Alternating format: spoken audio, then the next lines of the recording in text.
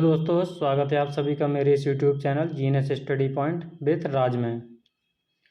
दोस्तों, आज हम पढ़ने वाले हैं प्राचीन इतिहास का अध्याय तीसरा, जिसका नाम है प्रागैतिहासिक काल।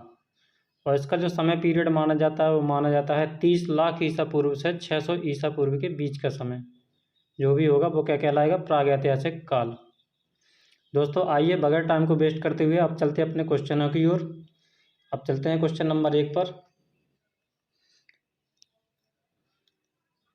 प्रश्न नंबर 1 में मुझसे पूछा गया है कि निम्नलिखित में से किसे मानव की आदि जन्मस्थली माना जाता है। तो इसका जो सही आंसर होगा वो है अफ्रीका महाद्वीप, यानी कि ऑप्शन नंबर सी इसका राइट आंसर होगा।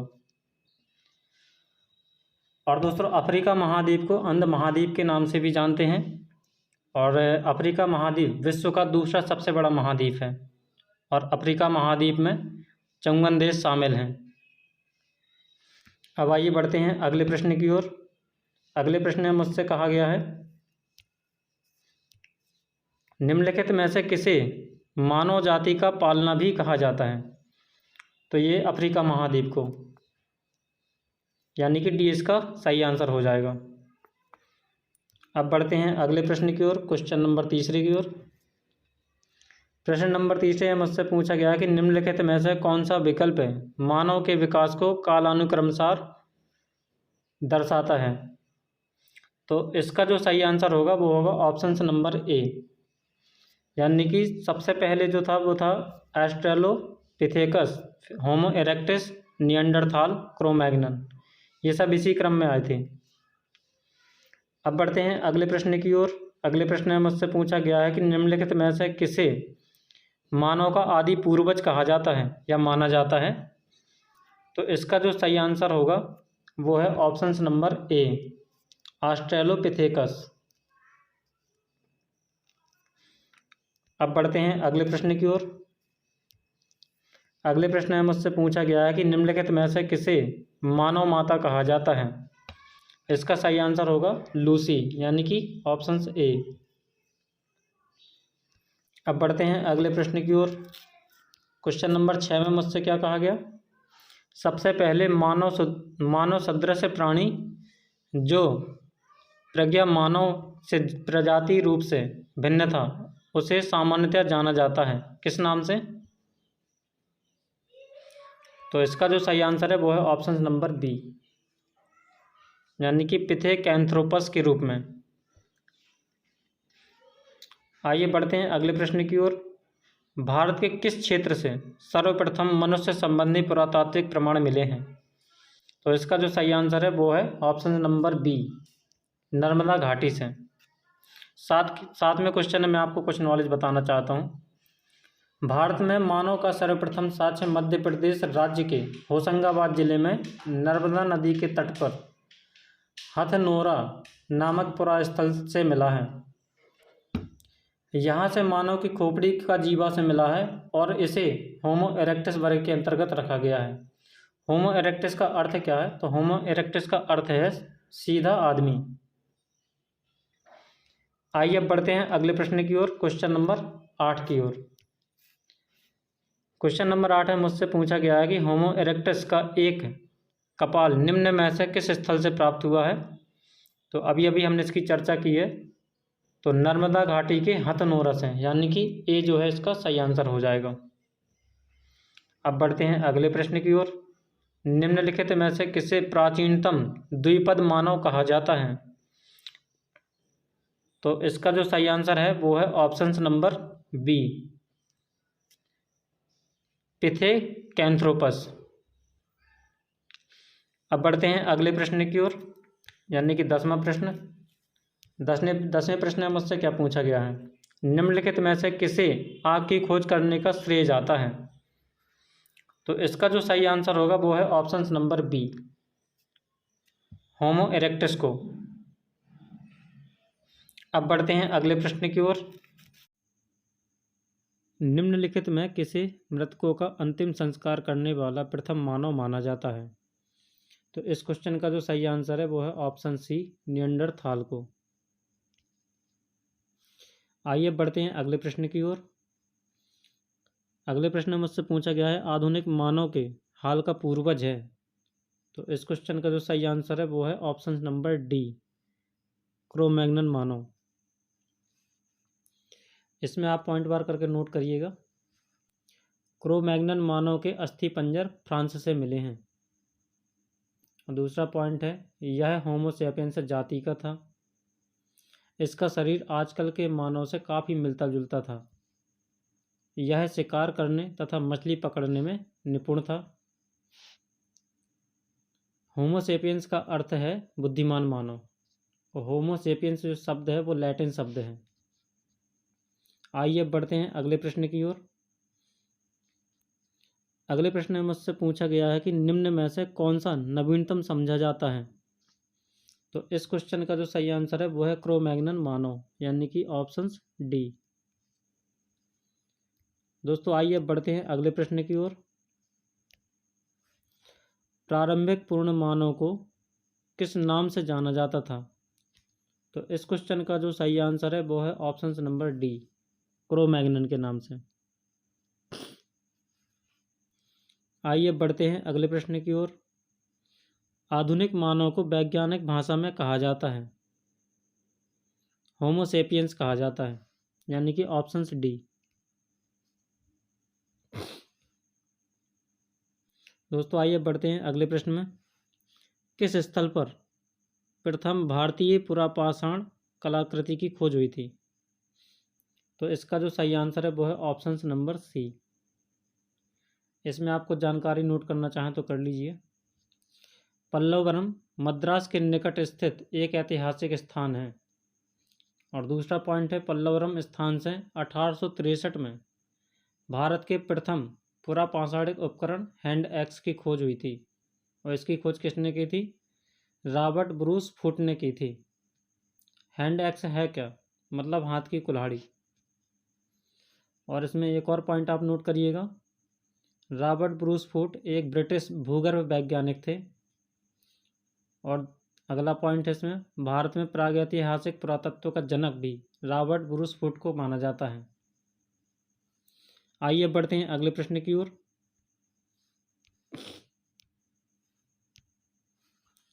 भारत में सर्वप्रथम पुरापाषाणकालीन उपकरण रॉबर्ट ब्रूस फुट को कब मिला था। तो 1863 में मिला था। अभी हमने पॉइंट नोट किया है। तो ऑप्शन बी जो है इसका सही आंसर हो जाएगा। अब बढ़ते हैं अगले प्रश्न की ओर। रॉबर्ट ब्रूस फुट, जिन्होंने भारत में पूर्व पाषाणिक उपकरण की खोज की थी, मूलतः कहाँ क्या थे? तो यह भूवैज्ञानिक थे, यानी कि ऑप्शन बी जो है इस क्वेश्चन का सही आंसर हो जाएगा।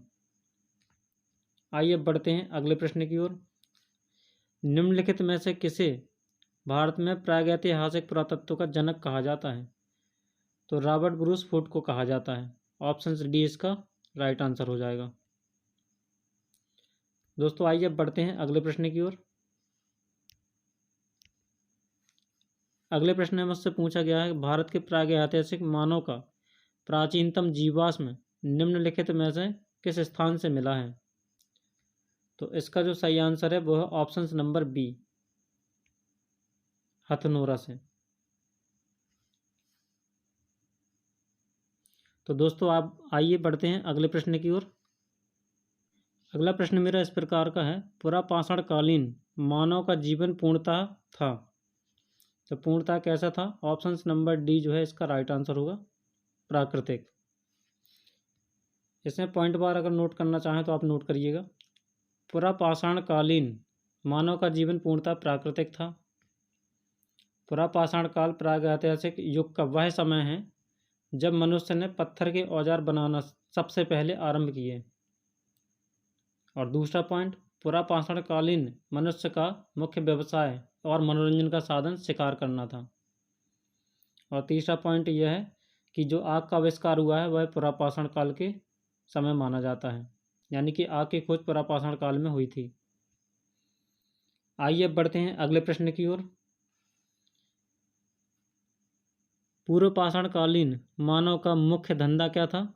तो शिकार करना, यानी कि ऑप्शन डी जो है इस क्वेश्चन का राइट आंसर होगा।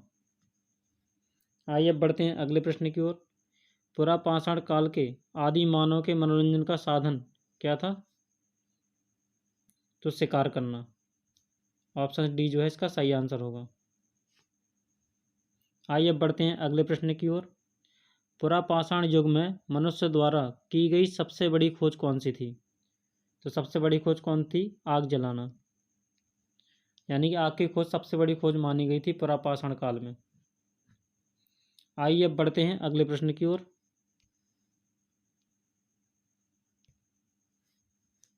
भारत में पूर्व प्रस्तर युग में अधिकांश औजार बने थे।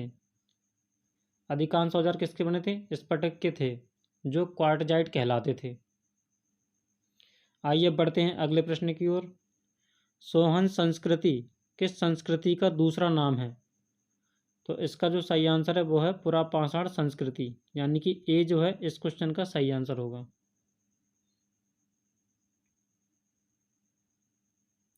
आइए अब बढ़ते हैं अगले प्रश्न की ओर। Question number 27। निम्नलिखित में से किस स्थल से पुरापाषाणिक उपकरण नहीं प्राप्त हुए? तो इस क्वेश्चन का जो सही आंसर होगा वो है ऑप्शन नंबर डी, आहड़ से। इसमें थोड़ी जानकारी मैं आपको बताना चाहता हूँ। आहड़ संस्कृति एक ताम्र पुरातात्विक संस्कृति है जो दक्षिण राजस्थान में आहड़ नदी के तट पर फली फूली है। आहड़ संस्कृति को बनास संस्कृति के नाम से भी जानते हैं। आइए अब बढ़ते हैं अगले प्रश्न की ओर। अगले प्रश्न में मुझसे पूछा गया है कि निम्नलिखित में से कहाँ से पुरापाषाणिक अवशेष मिले हैं? तो इस क्वेश्चन का जो सही आंसर है वो है पंजाब, यानी कि ए जो है इस क्वेश्चन का सही आंसर होगा।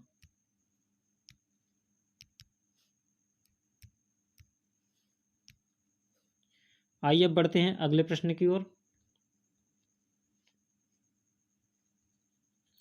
अगले प्रश्न में मुझसे क्या पूछा गया है? अगले प्रश्न में मुझसे कहा गया कि सिहावल एक पुरास्थल है जो निम्न पूर्व पाषाण संस्कृति का एक पुरास्थल है, यानी कि इस क्वेश्चन का जो सही आंसर होगा वो होगा ऑप्शन नंबर ए। आइए बढ़ते हैं अगले प्रश्न में। निम्न पूर्व पाषाण काल में मानव के बारे में कौन सा तथ्य सही है? तो इसमें ऑप्शन जो होगा इसका सही आंसर है वो है ए, वह कोर उपकरण का प्रयोग करते थे। कोर उपकरण का मतलब क्या है? जो नुकीले प्रकार के औजार होते थे उसका प्रयोग इसमें किया जाता था। तो दोस्तों आइए अब बढ़ते हैं अगले प्रश्न की ओर। दोस्तों मुझसे अगले प्रश्न में पूछा गया है संघावों यानी संघाओं गुफा पुरास्थल किस काल का है? तो इसका जो सही आंसर है वो है ऑप्शन बी। ऑप्शन बी जो है इसका सही आंसर है। आइए बढ़ते हैं अगले प्रश्न की ओर।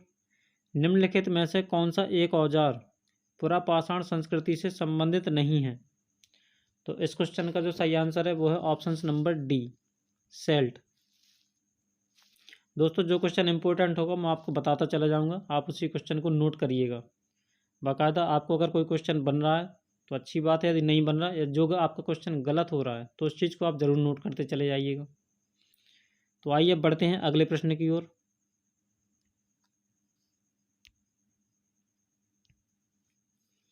अगले प्रश्न में मुझसे पूछा गया है कि उच्च पुरापाषाण युगीन हड्डी की बनी मातृ देवी की प्रतिमा कहाँ से प्राप्त हुई थी?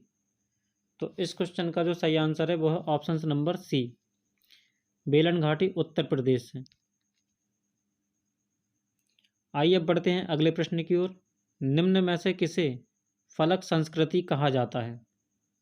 तो किसको कहा जाता है? तो उत्तर पुरापाषाण कालीन संस्कृति को, यानी कि ऑप्शन सी जो है इसका सही आंसर होगा।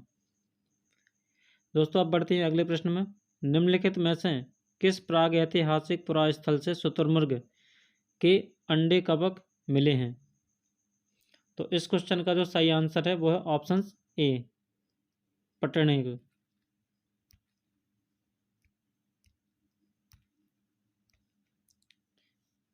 दोस्तों आइए अब बढ़ते हैं अगले प्रश्न की ओर। दोस्तों अगले प्रश्न में मुझसे पूछा गया है आंध्र प्रदेश का मुच्छतला चिंतामनुगामी शिलाश्रय किस रूप में जाना जाता है? तो इसका जो सही आंसर है वो है ऑप्शन नंबर ए, भारत में उच्च पुरापाषाणिक हड्डी सींगों से बने उपकरणों के सर्वाधिक समृद्ध प्राप्ति स्थल के रूप में। आइए अब बढ़ते हैं अगले प्रश्न की ओर। नीचे दी गई संस्कृतियों का सही कालानुक्रम दर्शाइए। तो इसका जो सही आंसर है वो है ऑप्शन ए। सबसे पहले आई थी एबेबिलियन, इसके बाद एस्यूलियन, मुस्तीरियन, मैगडलेनियन। दोस्तों आइए अब बढ़ते हैं अगले प्रश्न की ओर। अगले प्रश्न में मुझसे पूछा गया कि पुरापाषाण काल एवं नवपाषाण काल के मध्यवर्ती काल को क्या कहा जाता है। तो इसको कहते हैं मध्यपाषाण काल। ऑप्शन से ए जो है इस क्वेश्चन का सही आंसर होगा। आइए अब बढ़ते हैं अगले प्रश्न की ओर। पशुपालन का प्राचीनतम साक्ष्य कहाँ से प्राप्त हुआ। तो ये हुआ था बागौर से। ऑप्शन सी जो है इसका सही आंसर होगा। आइए अब बढ़ते हैं अगले प्रश्न की ओर। निम्नलिखित में से किस काल में माइक्रोलिथ का उपयोग होता था। इसका जो सही आंसर है वो है मध्यपाषाण काल में। दोस्तों मध्यपाषाण काल में छोटे पत्थर के औजार भी प्रयोग में लाए जाते थे।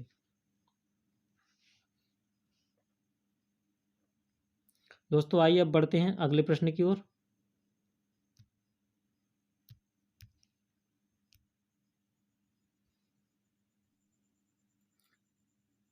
दोस्तों अगले प्रश्न में मुझसे पूछा गया है मेसोलिथिक संस्कृति का महत्वपूर्ण स्थल भीमबेटका स्थित है। तो किस राज्य में स्थित है। तो इसका सही आंसर क्या है सी, मध्य प्रदेश में। अगर मैं पूछ लूँ मध्य प्रदेश में भीमबेटका किस जिले में स्थित है मध्य प्रदेश के, तो मध्य प्रदेश के रायसेन जिले में स्थित है। आइए बढ़ते हैं अगले प्रश्न की ओर। भीमबेटका किसके लिए प्रसिद्ध है। तो भीमबेटका किसके लिए प्रसिद्ध है। गुफाओं के चित्रों के लिए प्रसिद्ध है। यानी कि इसका जो सही आंसर होगा वो है ऑप्शन नंबर ए। आइए अब बढ़ते हैं अगले प्रश्न की ओर। अगले प्रश्न में मुझसे पूछा गया है कि निम्न में से किस मध्य पाषाणकालीन पुरास्थल से मृगशृंग यानी कि हिरण के सींग के छल्लों की माला के प्रमाण मिले हैं। तो इस क्वेश्चन का जो सही आंसर है वो है ऑप्शन नंबर बी, महदहा। दोस्तों आइए अब बढ़ते हैं अगले प्रश्न की ओर। अगले प्रश्न में मुझसे पूछा गया है कि निम्नलिखित में से किस मध्य पाषाणिक स्थल से हड्डी के बने आभूषण प्राप्त हुए हैं। तो कहाँ से प्राप्त हुए थे, बागौर से। इस क्वेश्चन का सही आंसर है वो है ऑप्शन नंबर ए। आइए अब बढ़ते हैं अगले प्रश्न की ओर। निम्नलिखित में से कौन सा स्थल प्रागैतिहासिक चित्रकला के लिए प्रसिद्ध है। तो कौन सा स्थल है प्रागैतिहासिक चित्रकला के लिए, भीमबेटका। इसका जो सही आंसर है वो है सी। आइए अब बढ़ते हैं अगले प्रश्न की ओर। अगले प्रश्न में मुझसे पूछा गया कि सराय नाहर राय और महदहा संबंधित हैं। तो किससे संबंधित हैं, गंगा घाटी की मध्य पाषाण संस्कृति से। यानी कि इसका जो सही आंसर है वो है ऑप्शन सी।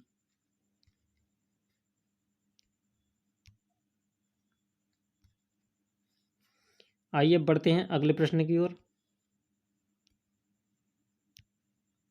दोस्तों अगले प्रश्न में मुझसे पूछा गया है कि भारत के किस शिलाश्रय से सर्वाधिक चित्र प्राप्त हुए हैं।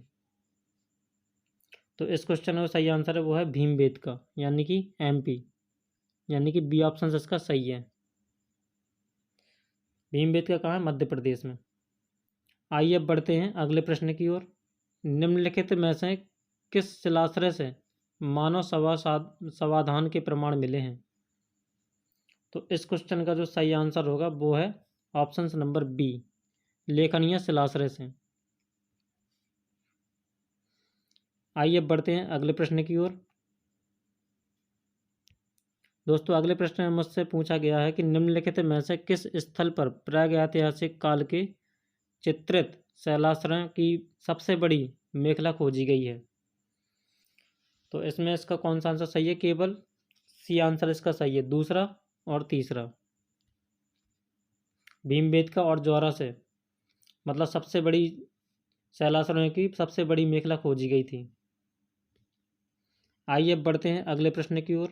पुरातात्विक प्रमाण के आधार पर किस काल के बारे में कहा जा सकता है कि लोग मृतकों की अंत्येष्टि संस्कार से पहली बार परिचय हुए। तो इसका जो सही आंसर है वो है ऑप्शन नंबर डी, यानी कि मध्य पाषाण काल। दोस्तों आइए अब बढ़ते हैं अगले प्रश्न की ओर। दोस्तों अगले प्रश्न में मुझसे पूछा गया है कि पुरापाषाण युगीन लोगों ने सबसे पहले किसे पालतू बनाया था। तो इसका सही आंसर क्या होगा? ऑप्शन नंबर बी, कुत्तों को। मतलब क्या है कि सबसे पहले पालतू बनाया गया जानवर कौन था? कुत्ता। आइए बढ़ते हैं अगले प्रश्न की ओर।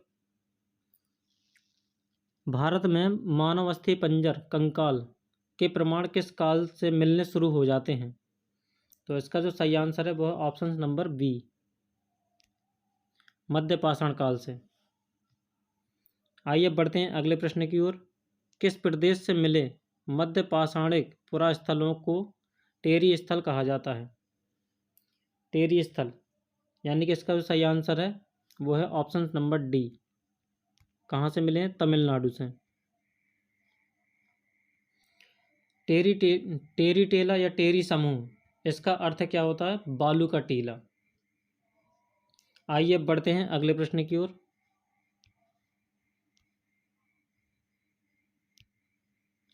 दोस्तों अगले प्रश्न में मुझसे पूछा गया है नवपाषाणकालीन मानव जीवन की विशेषताएं थीं। तो इसमें मुझे वो चीज़ बतानी है जो जो पॉइंट सही हैं इसके। तो इसमें केवल 3 ही पॉइंट सही हैं। कौन कौन से? खेती बाड़ी, पशुपालन, स्थायी बस्तियों वाली जिंदगी। ये तीनों पॉइंट सही हैं इसमें। अब जिस भी ऑप्शन में ये 3 पॉइंट दिए गए हैं, पहला, दूसरा व तीसरा, वही सही होगा, यानी कि ऑप्शन सी जो है इसका राइट आंसर हो जाएगा। दोस्तों आइए बढ़ते हैं अगले प्रश्न की ओर। मनुष्य किस काल में खाद्य संग्राहक से खाद्य उत्पादक बना? इसका जो सही आंसर है वो है ऑप्शन सी, नवपाषाण काल में। दोस्तों नवपाषाण काल में मानव खाद्य संग्राहक न रहकर खाद्य एवं पशुपालन द्वारा खाद्य उत्पादक बन गया। इस काल में मानव ने खेती करना सीख लिया। उत्तर प्रदेश की बेलन घाटी में स्थित कुलडेहवा स्थल से धान की खेती के भी साक्ष्य प्राप्त हुए। धान की खेती के साक्ष्य कहाँ से प्राप्त हुए? उत्तर प्रदेश की बेलन घाटी में स्थित कुलडेहवा नामक स्थल से।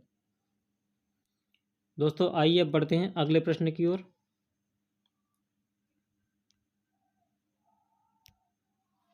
दोस्तों अगले प्रश्न में मुझसे पूछा गया है कि भारतीय उपमहाद्वीप में कृषि का प्राचीनतम साक्ष्य प्राप्त हुए हैं। तो कहाँ से प्राप्त हुए? मेहरगढ़ से। ऑप्शन सी जो है इसका राइट आंसर है। मेहरगढ़ कहाँ है वर्तमान? मेहरगढ़ जो पाकिस्तान के बलूचिस्तान में स्थित है। यहाँ से 7000 ईसा पूर्व के गेहूं के साक्ष्य प्राप्त हुए थे। इस पॉइंट को आप नोट कर लीजिएगा। आइए अब बढ़ते हैं अगले प्रश्न की ओर। दोस्तों अगले प्रश्न में मुझसे पूछा गया है कि प्रागैतिहासिक अन्न उत्पादक स्थल मेहरगढ़ कहाँ अवस्थित है? तो कहाँ अवस्थित है? इसका जो सही आंसर है पश्चिमी बलूचिस्तान में। ऑप्शन डी जो है इसका सही आंसर है। आइए बढ़ते हैं अगले प्रश्न की ओर। मानव द्वारा सर्वप्रथम प्रयुक्त अनाज कौन सा है? इसका जो सही आंसर है वो क्या है? ऑप्शन नंबर ए, गेहूं। दोस्तों आइए बढ़ते हैं अगले प्रश्न की ओर। निम्नलिखित में से किस स्थान पर नवपाषाण स्तर पर गेहूं एवं जौ की खेती सर्वप्रथम प्रमाण मिलते हैं? तो कहाँ से मिलते हैं इसके प्रमाण? मेहरगढ़ से, यानी कि सी जो है इसका सही आंसर हो जाएगा। दोस्तों आइए बढ़ते हैं अगले प्रश्न की ओर। दोस्तों अगले प्रश्न में मुझसे पूछा गया है कि निम्न में से किस एक स्थल से जंगली तथा बोई जाने वाली दोनों प्रकार की धान की प्रजातियां के प्राचीनतम साक्ष्य मिले हैं? यानी कहने का मतलब क्या है? वह कौन सा स्थल है जहां जंगली तथा बोई जाने वाली दोनों प्रकार की धान की प्रजातियां के प्राचीनतम साक्ष्य मिले हैं? इस क्वेश्चन का जो सही आंसर है वो है ऑप्शन डी, बेलन घाटी। दोस्तों यह लेसन बड़ा होने के कारण हम इसे 3 पार्ट में कवर करने वाले हैं। मेरे प्यारे दोस्तों, अगर यह वीडियो आपको पसंद आई है तो कृपया लाइक करें और ज़्यादा से ज़्यादा दोस्तों के साथ शेयर करें। और अगर आप मेरे चैनल पर नए हैं तो मेरे चैनल को सब्सक्राइब करें और बेल आइकन दबाना ना भूलें। दोस्तों इसी प्रकार मैं मिलता हूँ आपसे अपनी अगली वीडियो में। तब तक के लिए जय हिंद, जय भारत।